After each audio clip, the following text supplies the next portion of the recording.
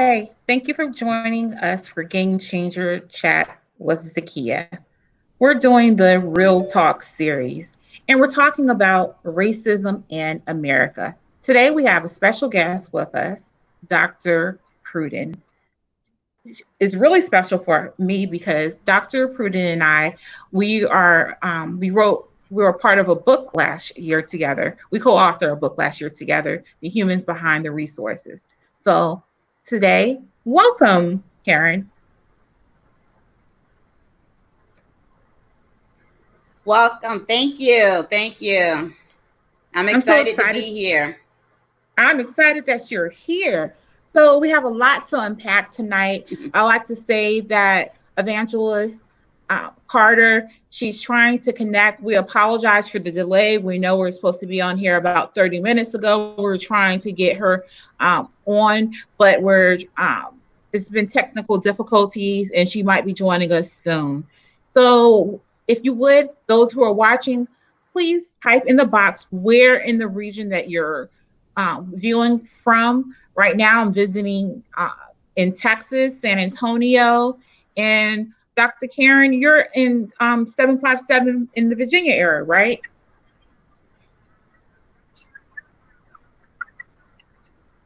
I'm in I'm in Virginia Beach, Virginia. Yes. Yes, yes. So, as we're talking about racism, can we start with talking about Black Lives Matter? Can can you give us your viewpoint on the Black Lives Matter movement, what it is and what it is not? Ab- Absolutely. The Black Lives Matter movement, it really started out it's a member-led organization that where their mission was to build local power and to intervene when there were situations of violence in communities and specifically black communities. And it has evolved. It's about 4 years old. It has evolved now to an organization that is kind of imagining and creating a world of against anti-blackness, where every black person has a social and economic or political power to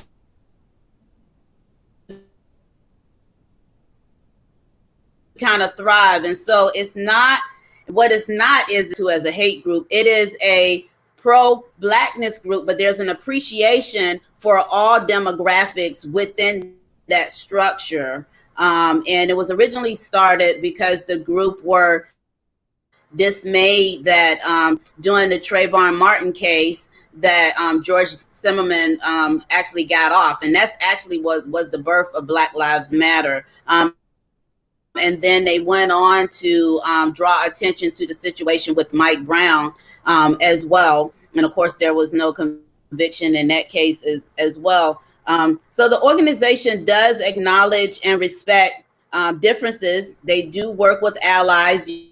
You can see that in a lot of the marches that are going on across the globe now, where they are marching with their allies. But the organization is unapologetically black. You know, they are unapologetically black, and but they're not a hate group. Absolutely. Thank you for that. And my apologies. Of course, I know your background.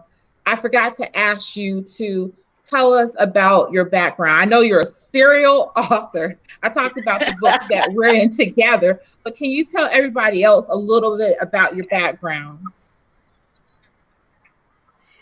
Yes, I actually have a very diverse background. I am that is a consulting business where I work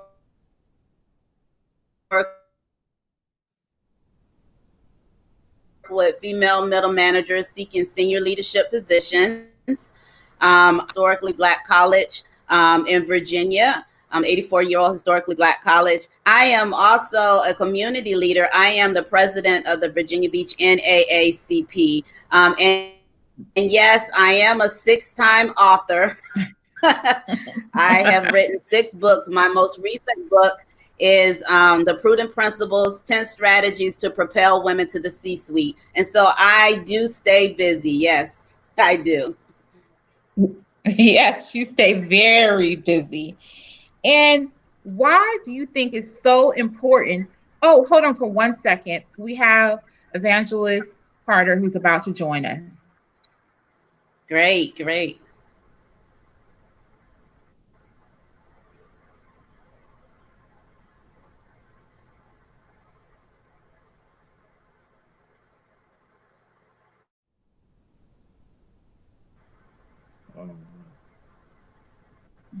See everybody.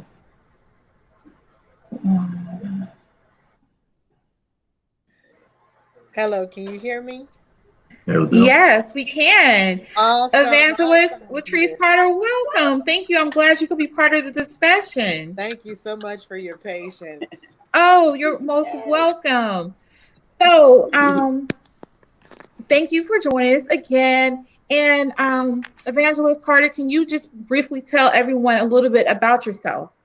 Sure. My name is Evangelist Latrice Carter. I am a native of Portsmouth, Virginia, in Hampton Roads. I have been in ministry for over 20 years. I am actually a counselor by trade, a life coach by choice, and a minister by call.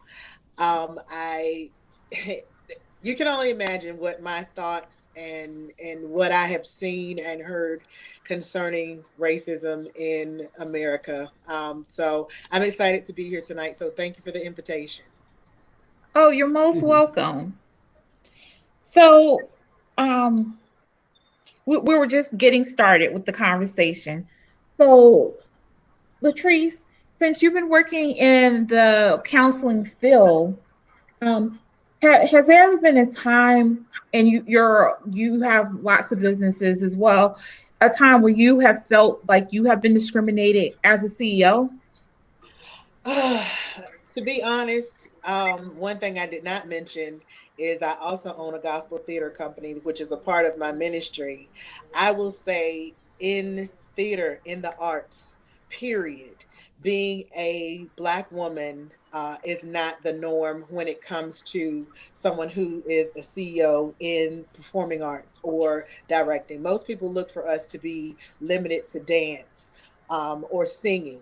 But when you are the owner of a theater company and you go into a production hall or an arena, they don't expect to see people who look like me.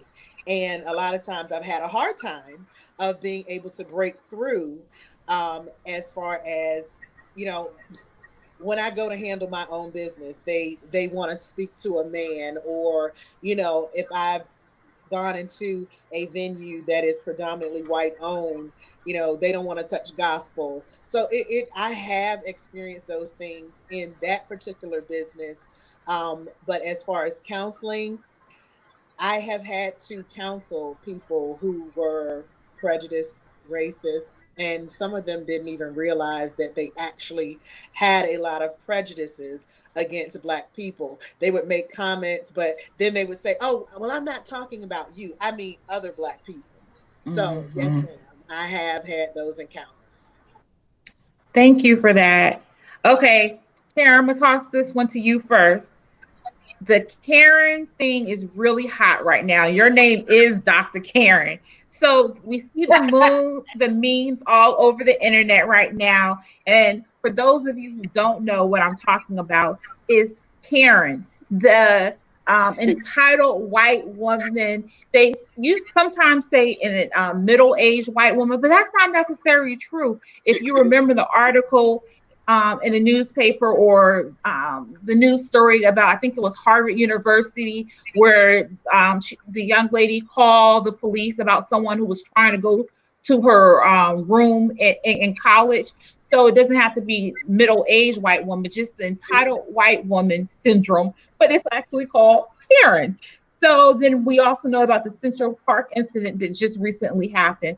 But Yes. Dr. Karen, whew, What are your thoughts about this whole Karen syndrome where Dr. Roz just talked about yesterday, where, people are actually weaponizing the white privilege? Well, I take offense to the fact that they're using the name Karen, but I just think that is something that kind of caught on, and so I get it. So I get it. But in terms of white privilege, I think that the behaviors that we are seeing is not something that's new. The fact that everyone is the paparazzi now because everyone has a camera in their hand by way of their smartphone. These situations are filmed and broadcast more regularly so that the whole world can see it. But I don't think it's a new phenomenon. And I don't want people to get caught up that it is a new phenomenon. It is just a phenomenon that has happened that individuals. There's always been a certain class of individuals who feel a sense of entitlement, to the point of even like the young lady who was in Central Park who just straight lied about that situation. She said that she was threatened by the young man, the man who was in Central Park, and he was bird watching. He just wanted her to put a leash on her dog. And so that wasn't the first situation where someone has lied, and they recognize their privilege. They'll use it to their advantage, and they don't care. The individuals who do it don't care who it impacts. Careers have been lost, lives have been lost, people have lost their freedom due to incarceration. And I don't think it's something that's going to stop. I don't think it's something that's going to stop. And I don't think that the public shaming individuals is truly going to change their bias and prejudice and discrimination. It'll make them go more undercover and more into hiding, until they do some internal work. But I think now this phenomenon of shaming individuals by filming it, broadcasting it, causing them to lose their job, it's not doing the work of working within the individual. And so that is what's left untapped. Thank you. Evangelist, do you have any comments on that? I will add to it. I actually recently called someone a kin. I know there's not a male version of Karen, but I made one. And I called it a kin. I was reminded actually by Dave Chappelle watching one of his clips about a young man named John Crawford in Ohio a few years back who was killed by police in the aisle of Walmart because a kin decided to call the police and report a black man walking through Walmart with a firearm. Now, as we watch the security footage from Walmart, he actually picked up a toy gun in the store and was walking around with it, not pointing it at anyone as this kin reported to the police.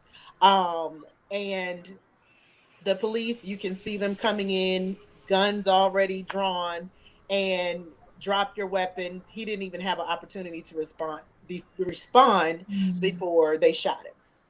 So this was back in 2013, 2014 timeframe. And I'm like, because a white man called the police and said there's a black man carrying a firearm around the store and reported that he was actually brandishing it to people, this young man lost his life. And from that, the officers were, of course, not indicted. And it's just a continuous cycle where people use their privilege. Later on the news, same young man says, oh, he wasn't pointing it at anyone. And I'm like, but why would you call the police and make a false statement and cause this young man to lose his life at 23 years old? So we have an issue where privilege is being used and is being abused. And our young men in particularly are the victims of it. And it's just sad. There's so many cases that I could mention that, we have unfortunately, I do apologize, Dr. Karen, but we have a Karen and a kin situation. George Zimmerman, I would consider a kin. He called the police because there was a young black man in a neighborhood walking from the store with a bag of Skittles. I mean, why did he call the police? Because it's a young black man in the wrong position on the wrong side of town, whatever. But it is an issue. It is a very, very troubling issue for me. It's a huge issue. I'm going to go to a comment real quick from Levita Strickland, Dr. Levita Strickland. I don't think that white women and men are emboldened by the huge divide that light has been shed in the age of the Trump. So, yeah, that's a good point. And there are people tuning in from New York, UK, people saying, wow, this is nice. People from Texas, Russell's on, who was a panelist yesterday. Dr. Bailey is saying hello. Christine from LA is on. Janelle says hello. So we're saying hi to all of you and thank you so much for tuning in. So next we're going to talk about Dr. Karen talked about Black Lives Matter earlier when she first came on, what it is and what it is not. But I also want to pose a question. What's wrong with saying all lives matter to all the people out there who says, okay, Black Lives Matter. We get that. But you know what? All lives matter. What's wrong with it? If I may. You may. Oh, girl, this one, I'm sorry. I will say this for me, and I shared this with Zakiya before. I live in Portsmouth, Virginia now, and my city has been on the national news for the Confederate soldier toppling that fell on someone during a protest. So I am very emotional about all of this. And the reason why all lives do not matter is because until Black lives matter, too, all lives can't matter. And I saw a meme online and I actually copied it to my phone. And it's a picture of Harriet Tubman. And she said, and it said, not she, but it said, if all lives matter, I should have rescued the slave owners too. And that spoke volumes to me because we did not matter from the day the first African slaves were brought over. Of course, Black people were already here. Africans were already here. That is not a debate for me. However, the first African slaves brought to the shores of my home state, Virginia, we did not matter. And we still do not matter in 2020. And anyone who is naive enough to believe that all lives matter, in the wake of seeing what happened to George Floyd, which made international news, people were able to see him die on international television. Until then, I don't think a lot of people were engaged in understanding what Black Lives Matter means to us. But I've had a lot of my people that live in the area, a lot of other residents in Portsmouth, they come back with the All Lives Matter. And I'm like, that is such a slap in the face to people who are chanting Black Lives Matter, because any other cause people can get behind.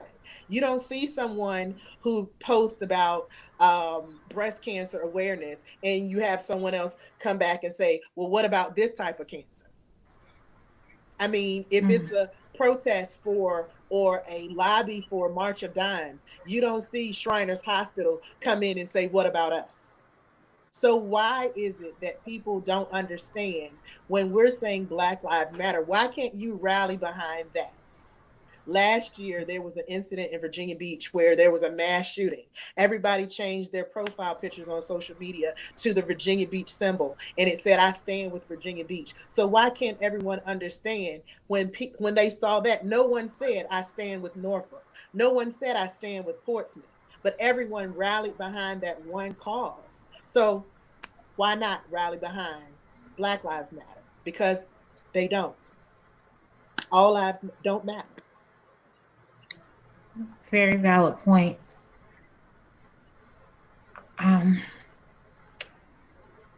Dr. Karen, do you have anything to add? Well, I would say, the words all lives matter, standing alone, may be okay for some to say, even though we as African Americans and as Blacks in America, we know that is not true for us. So it is a false statement. But I take issue with the fact that certain individuals who are not Black, who are not African American, when I say that Black Lives Matter in response to police brutality, in response to systemic racism, in response to disparities in healthcare or anything, because I'm concerned about my race, with any other race, it's okay for them to love their race. You have Jewish organizations for religious purposes. You have all types of. You have organizations for Italians. You have organizations for based on sexual orientation. But when Blacks value, appreciate, and say that we matter, it becomes a conversation of discomfort for others. And I think people need to take a look at that. And as a result of their discomfort, there's a knee jerk reaction to devalue the statement Black Lives Matter and to say all lives matter.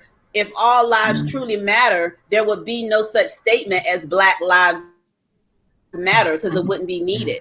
So obviously, all lives do not matter because Black lives are part of all lives. And that's what I say when I hear individuals say that. Is until Black lives matter, there can be no all lives matter. Amen. Amen. And I would just add that people actually need to get comfortable with being uncomfortable. And it's just that people are so used to being in their comfort zone, but we have to be able to shake things up, have the tough conversation, and as I said, be uncomfortable because that's where change actually starts to happen. And Mm-hmm. Dr. Strickland says it's an attempt to negate Black Lives Matter without acknowledging that Blacks are victims of racist society that does not see us as being equal to all white lives. That's a very good point. And as we were having this conversation, Dr. Karen, you start talking about health disparities, and that's also something that I wanted to talk about. Let's start talking about the health disparities when it comes to people of color, especially African Americans. What does that look like, and what could be possible solutions for that? I know that's like a big question to have right here on this panel, but let's talk about at least the health disparities.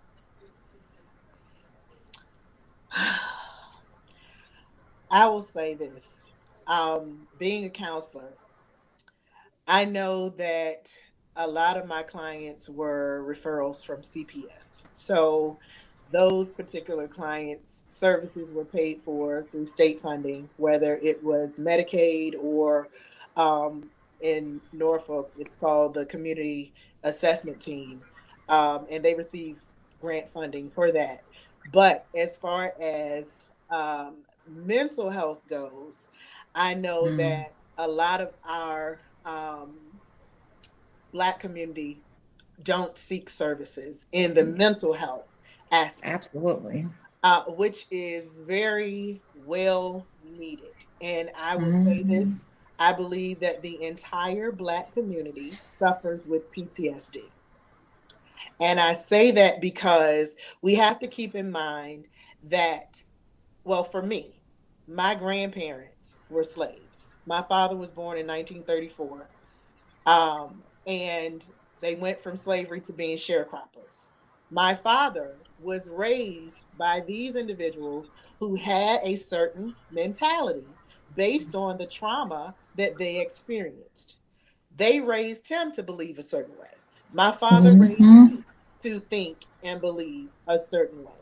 And then, based on those um, prejudices, I'll just make it plain, I see things a certain way when I deal with our white brothers and sisters as well. And it makes me more keen to certain things. And as a community, I honestly believe that we suffer as a whole from post traumatic stress disorder. And I believe that um, is a stigma with mental health, that in our community we don't believe in seeking help, seeking therapy, seeking counseling, but it's needed. And then we have another part of our population that does not have the health care that they need in order to have the proper mental health services and have their physical needs met as well. I believe from speaking to a friend of mine today, she's a veteran, and if it was not for her veteran status and being able to go to the VA, she would not have the means for health care. So Oh, I believe it. there's a Mm-hmm. lot going on in our community with healthcare as well. Mm-hmm. Oh, I definitely believe that. And there's such a stigma attached to mental illness, and that we have to stomp out the stigma and know that it's actually a sign of strength, actually, when you go to get help for your mental illness. But then there's the second part, as you just said, affordability. And there's Absolutely. so many different barriers to getting the help. It's just like I said, we need to start also having conversations about solutions. Barry was very adamant after our panel discussion, was like, Zakiya, what about the solutions? We start always talking about the problems, but when are we going to start talking about solutions? And that's so true, but we also need to have leadership who are on board, who are in a position of power, who can, actually execute the decisions.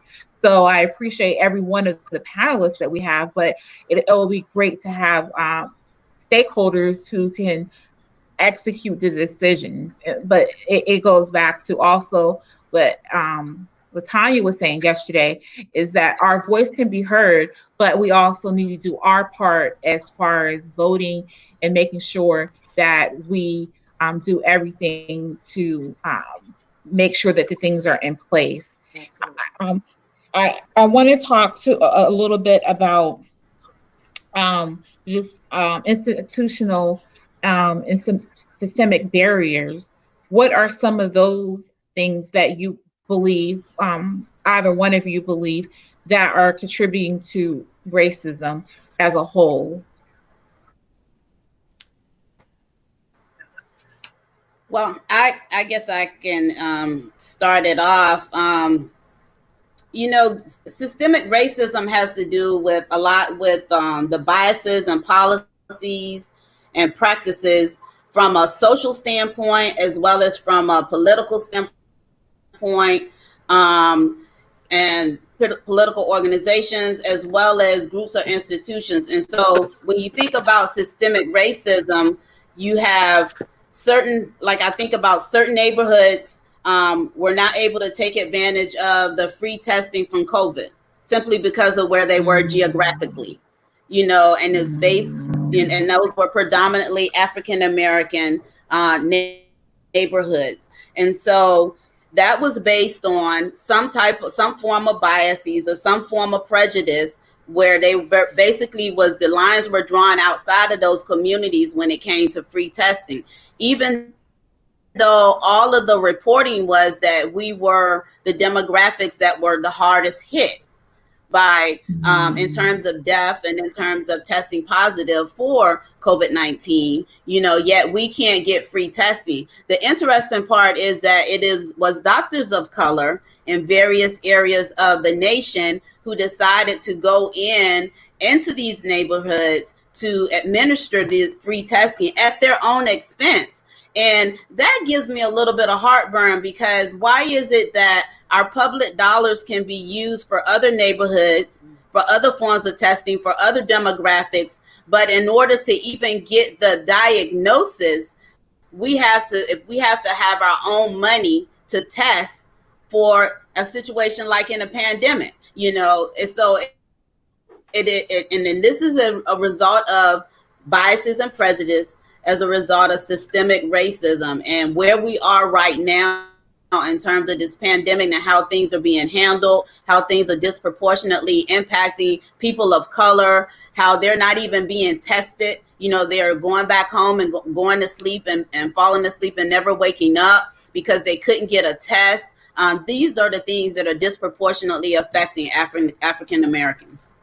And I wholeheartedly agree with that. And I will add, I believe once again that systemic racism began for African slaves in 1619. And there have always been systems in place to keep Black people oppressed. We went from slavery to Jim Crow. We went from Jim Crow, even though we had the civil rights movement. However, there is legislation that is in place and has been in place for years, even under the Nixon administration, talking about the war on crime. And that was systemically done, to where Black men were incarcerated and arrested at higher rates than others. And even back, let's go back. And I heard some of the speakers talk about the 13th Amendment yesterday, which is unbelievable to me, how it's worded, because it says that basically Black people are free. However, if they're criminals, then they're slaves. So Jim Crow was put into place with a lot of ridiculous laws to make Black people do illegal things, because it was against the law to drink out of certain water fountains. It was against the law to look or to say certain things to white people. It was against the law. So, okay, we no longer have slaves, but how are we going to run our plantations? And so, in order to do that, they criminalized Black men. And now we have a system of legalized slavery, which is our prison system. So, of course, we thought, on the wonderful day in December of 1865 that, okay, we're free. Not true. Because anytime someone is a criminal, whether guilty or not, labeled criminal, then they become a slave to either the state or the federal government. And that is legalized slavery. And anyone who has not watched the 13th, it's on Netflix now, I suggest that you please do yourself a favor and watch it so you can see for yourself the numbers and all of the presidents that we've had. I'm in a political group from my area, and it's predominantly white Republicans, but I always say, I don't care whether you're Republican or Democrat. We've had presidents that were Democrat and Republican that allowed certain laws to happen. Under Bill Clinton, we had the mandatory sentencing laws. We had the three strikes law put into place under Bill Clinton, who was a Democrat. So there are systems that are in place to continue to keep us oppressed. And people who don't see it choose not to see it, because a lot of it is done in plain sight. Okay, very, very good point. And if you haven't checked that out, I advise you to check out the Netflix, the 13th. I'm going to go to some comments and questions. Russell asked, is it okay to call Black people victims? And then Dr. Bailey said, do we love our race? Could we do better demonstrating that we matter to each other? I'm afraid many of us subconsciously engage in behavior that is acted upon us, looking at our oppression from a different perspective.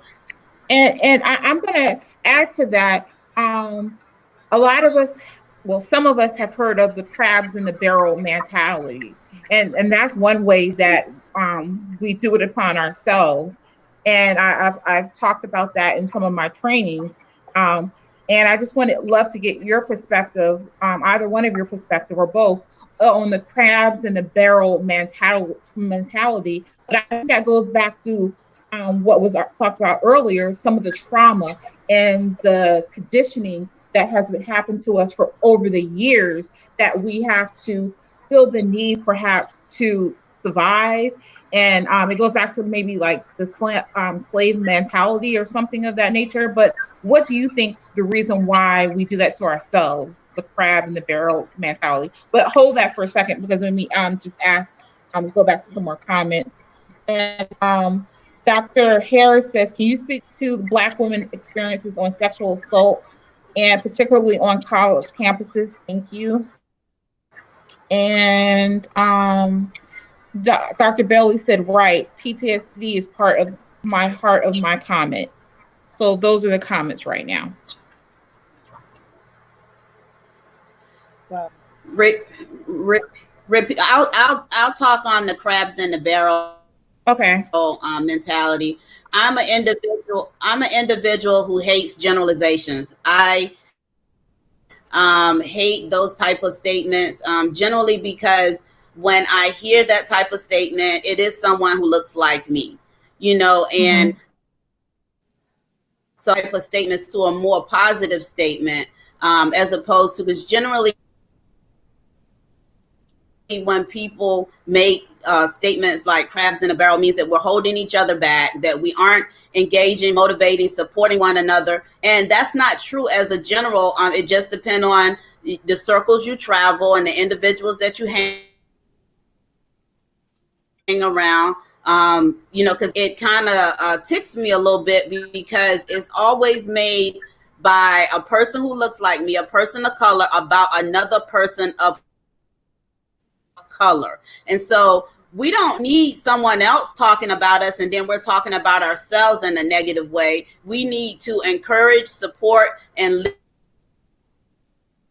lift up, keep giving life year after year to those type of general statements that aren't totally true for 100% of African Americans. And I would like to piggyback. I agree with that 100%. Again, as she said, it depends on the circles you travel. I don't particularly know Black people from our community that purposefully hold each other back or whatever. I've only had one incident in my entire life of I was interested in a political office in my area, and I was told by a state senator that I was too young, and that I was inexperienced. But then I saw her daughter in the running for the same office that I was interested in. So to me, that was like, well, she just didn't encourage me. I didn't look at it as she was a crab. But I will say also to that again, as Dr. Karen said, until we change our own narrative about us and who we are and how we are with each other, then the narrative with other people is not going to change about us either. Um, I believe that as Black people as a whole, I do see us supporting one another. But I will say as well, when conversating with an older woman a couple of years ago, she told me that the worst thing that ever happened to the Black community was integration. And I asked her why she felt that way. And she said, because when we were segregated, we supported our own. We supported our local grocery store, our local tailor made all of the clothes. All of the things that we needed were in our community. But as soon as we were told that we were good enough to shop at the quote unquote white store, or we were told that we were good enough, not that, and it really wasn't that we were good enough, it was our money was good enough to shop at Woolworth or eat at the Woolworth counters, we went haywire and we never looked back at Black business. And I'm like, that's true for some people, but you have to also remember there's a generation of people that don't know anything about living during Jim Crow. I don't. So, I've always prided myself in supporting not just Black owned business, but any business, period. I know my Black dollars matter. So I don't engage in the crabs in a bucket scenario either. Just my opinion. Okay. Thank you. Can you speak to the Black women experiences about sexual assaults, especially on the college campuses? I work for HBCU, but I really don't have any knowledge or any data in terms of that. So I can't speak intelligently about that, even though I work on a campus. But I can what's akin to, similar to that, not on a college campus, I can share where I was in a book club about 10 years ago, and we had a sidebar conversation. And that sidebar conversation was about the contents of the book that we were reading. And come to find out of the 12 women that were in the book club, 8 of them had been sexually assaulted in their life. And I was like, wow, 8 out of the 12, that that just seemed like a lot, and so it was very eye-opening for me that sexual assault was more commonplace for women than I was even aware of. The fact that my little book club group, had the majority of the women have been sexually assaulted. And so I do know that it is prevalent, but I can't speak to it on college campuses. Okay, thank you. And one more question, and I want to say also, hey, Mark and Phoenix, what do you feel about using the word as victims when you're describing a Black person and the things that they've gone through? Well, in my opinion, there are a lot of ways in which Black people have been victims and re-victimized. Um, and to me, again, just my opinion, the opposite of victim is victor. And until there is justice for all in the Black community, I will continue to believe that we have been victims of certain types of systemic racism. We all have, whether we realize it or not. And I know that we do have some Black people in our community who are not of the community. I say that, not of the culture, who really don't believe that racism exists. However, they don't realize that they are being used as the new Black face of blackface. And I Mm, say that because, again, I'm in a political group and a social media political group, and I'm seeing a lot more lately where non-Blacks are posting videos of individuals whose names I will not mention because I don't even want to say their names to give them um, any type of clout because I don't agree with them. But there are videos that they're posting, and I'm like, why don't you use your own words? Why are you using this Black face as your Black face? Say what you would like to say to Black people or about Black people. Don't use someone else's video from their perspective. But you need to understand, as a whole, the Black community has been, I cannot think of one person that I've ever met who is Black who has not experienced some type of racism in America, period. So, and I do want to go back, if I may, to one last thing. When we were speaking earlier, I forgot to mention this. When we were talking about the crabs in a bucket, I think a lot of times people get it confused. I think that somewhere in our history, and I date it back to the Mandingo warriors, where Black men were forced to fight each other as a form of entertainment for their slave owners, or their masters.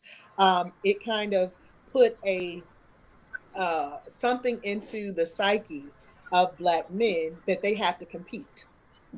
And that's how I view some Black men and some Black women, as they have to compete, survival of the fittest, if I may. mhm, But not mhm, necessarily crab in the bucket, but it's more of, mhm, in order for me to survive, I have to beat you out.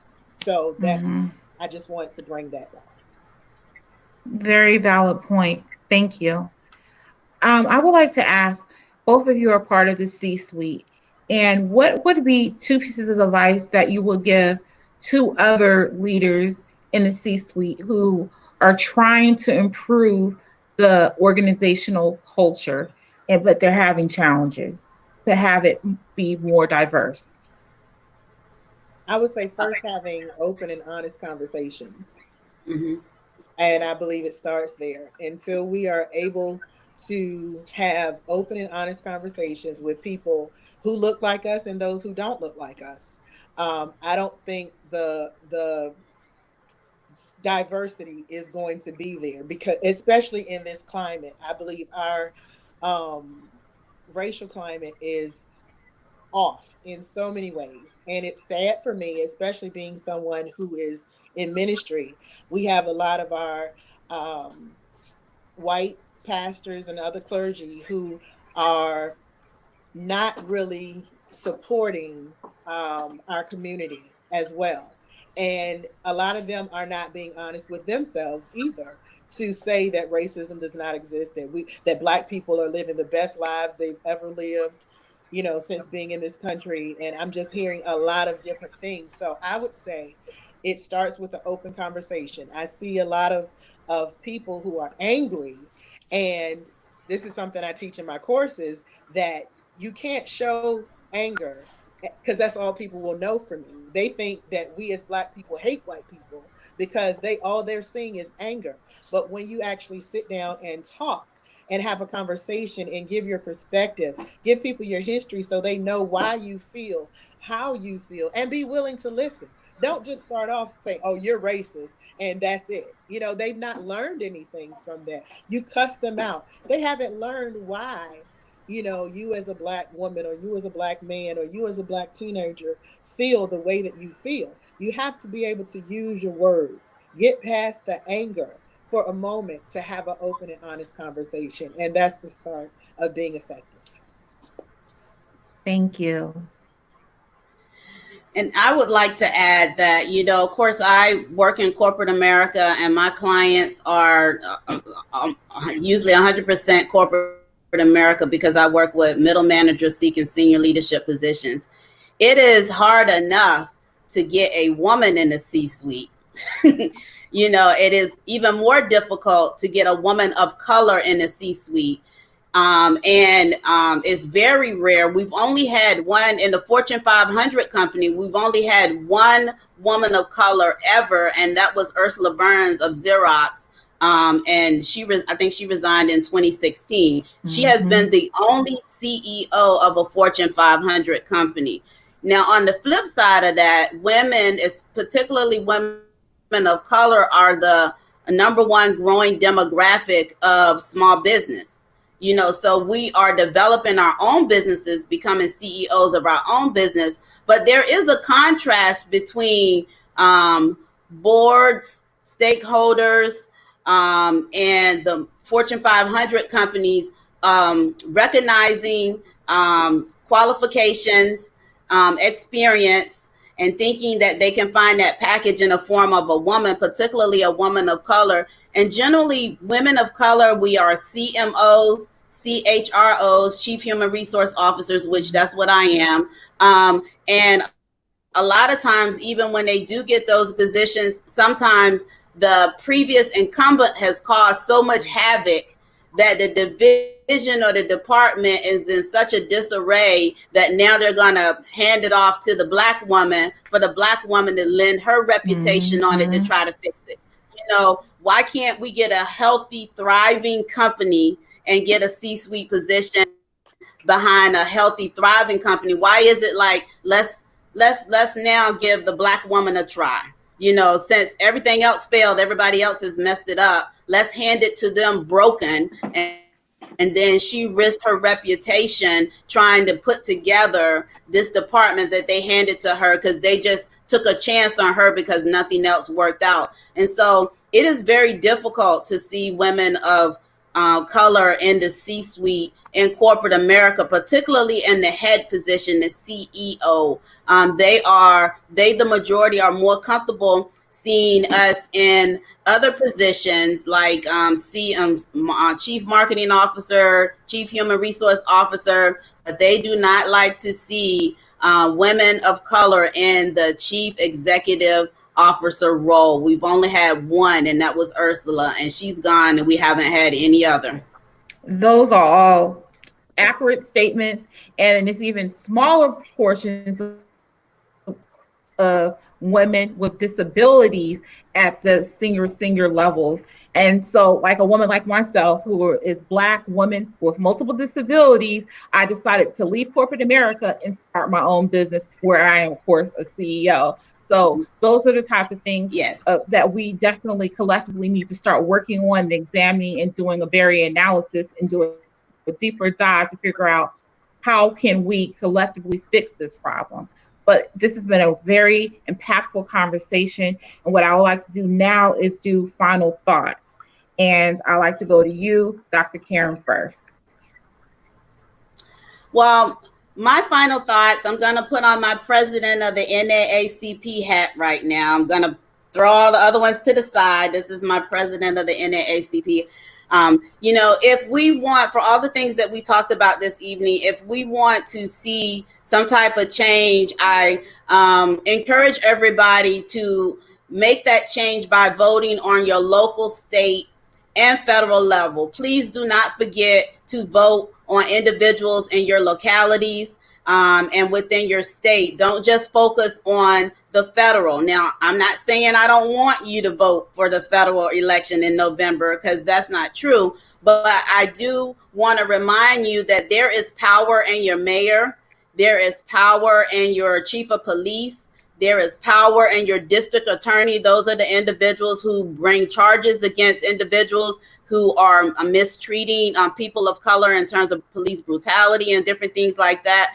And so I want to encourage, if you want to see more individuals of color, then check them out. Check out their resume if they're running for office, and I'm not saying give them a pass because they're Black. Check them out, see what they're talking about, and see what their opponent is talking about. But I do want you to vote, because the only way that we're going to change where we show up in certain spaces is if we put people like us in those spaces to open the doors for us. And so the only way that you can do that is by voting.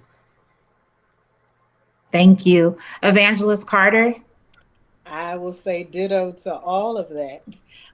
And after you vote, make sure you show up to hold those elected officials accountable as well. Yeah. And I know that it's not only our community, but others. We tend to vote people in, and then it's like, that's it. No, we have to hold them accountable to all of the things that we would like to see happen in our cities, in our states, in our country, yes. The things that affect us as well. And, just a Gandhi quote, be the change in the world that you want to see. We have Absolutely. To be the change. And the faces right now are changing. Confederate statues are coming down. The face in politics changing. There are young people who are getting involved. We just have to mentor them so that they do things the right way. Because someone asked the question earlier, okay, now that the statues are coming down, what's next? What's next? So if we can find someone to mentor, get with a group, NAACP, those people who are actually actively involved making changes in the community, join up and be the change. So that's my final thought. We are to be the change we want to see in this world. And thank you for having me. Wow. Thank you. Oh, you're welcome. Both of you, it was very wonderful to have both of your thoughts and your experiences, and everybody who tuned in today. Stephanie Jones says, thank you for your comments and your thoughts on diversity and inclusion. Dr. Strickland said, vote in every election. Everybody who watched, we just asked you to like and perhaps share the post. I just want to add that we get so many hundreds of views every time we post videos like this, but not everyone likes. And the reason why we ask you to like it, because it's sharing the knowledge for other people. So if everyone would please like the post, that will be most helpful. And we'll continue to have more of this. The next panel discussion we'll be having is on July 15th, and that's going to be about disability inclusion. So we hope you tune in for that. And join the Facebook group at bit.ly DECGC, and we'll see you next time. Thank you so much for joining. Peace, love, and many blessings to you. Be safe this 4th of July weekend. Bye. Bye.